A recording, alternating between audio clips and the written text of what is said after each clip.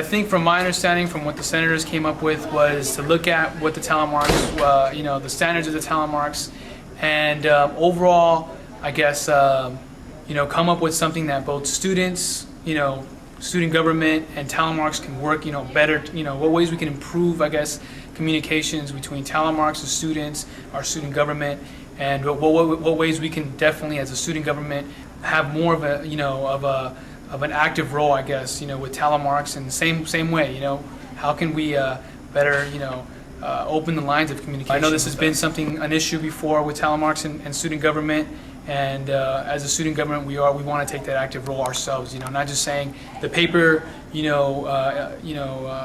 want the paper to include this or something. No, you know what? How can we, help? How can we lend a hand? How can we be there for the paper as they've been for us in the past? What they're doing is kind of assigning different roles and kind of what they want to really get out of the committee, and I guess that's what they defined in the first meeting, was exactly how, or what we can do to really play a role in informing our students. But overall, I guess right now we haven't really, we haven't had a lot of meetings, so we're not, we don't have an exact agenda. But it is something that we want to know. We know that we as a student government want to take just about us talking about what's going on in here. It's about us reaching out to the students, reaching out to Talon marks, and so that students can have that information to them. I mean, everything that goes on here, in a sense, represents students, and that's what our job is to do. Is to do that, but also communicate that message to them and let them know exactly what we're. I've always made myself available to Talon marks. I've always done I've always gone out of my way to try to get certain information to Talon marks.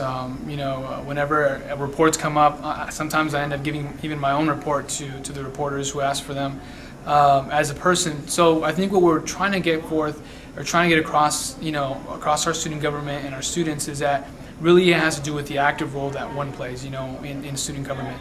And we want to kind of throw that out to the entire organization and say, as a whole organization, we want to take that active role.